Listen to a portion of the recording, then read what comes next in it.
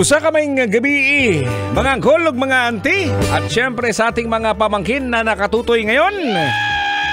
Taganin sa kog katahuran nga, tugutin sa kog mga yung katahuran sa ating mga kabisyo ngayon na nakatutoy.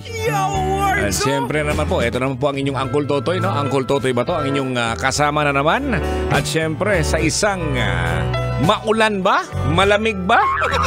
Oo, umulan kasi kanina mga kabisyo. Lumabas ako ng saglit eh. Dumungaw lang ako sa labas. Ayun, umaambon. Yawards, no? Sana naman medyo lumalamig na yung gabi po natin mga kabisyo. And of course, no?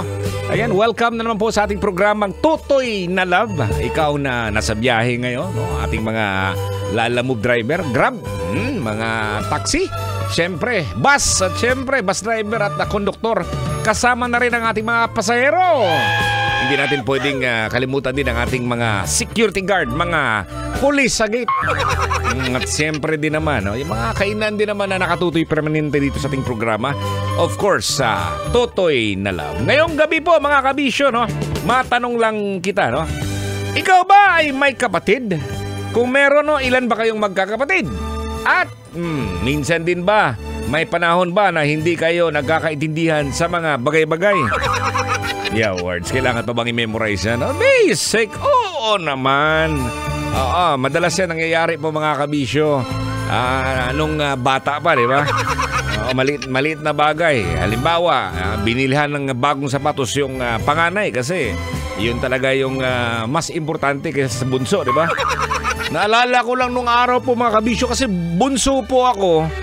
Laging gamit yung sa akin. Halimbawa, yung uniforme, di ba? Di ba? White ano yun, no? Polo, di ba? Oo, tapos yung sa akin, kulay yellow na, yellowish ng color. Oo, tapos samantalang yung sa kapatid ko, bago kasi puting-puti. Ang bihira naman to. Kaya nga, may mga bagay-bagay mga kabisyo na pinag-aawayan, pero hindi din natin alam kung ano talaga yung punot dulo, no?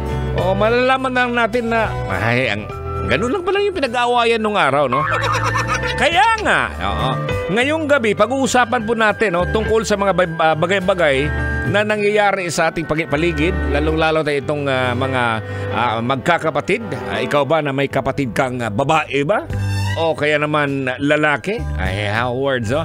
So, siyempre, may nakapost po sa ating fan page sa Totoy Bato Official. Ang nakalagay doon ay, ito na, ano? Mga madalas na dahilan ng away na mga batang magkakapatid. Swerte ka kung merong kapatid. Madalas kasi ngayon, may isa na lang yung ano, no? Okay na sa kanila yung sa mag-asawa na isa. Isang anak tapos may alagang aso. Yung aso kasama sa kwarto. Yan po pag-uusapan natin mga kabisyo, no? Tungkol sa mga magkakapatid. At ano ba yung mga naalala mo nung bata pa kayo? Dito lang yan sa programa natin, Totoy na Love. Ako ang inyong Uncle Totoy, Totoy Bato, dito sa 90.7 Love Radio. Kailangan pa bang i-memorize yan? Love Radio Basic!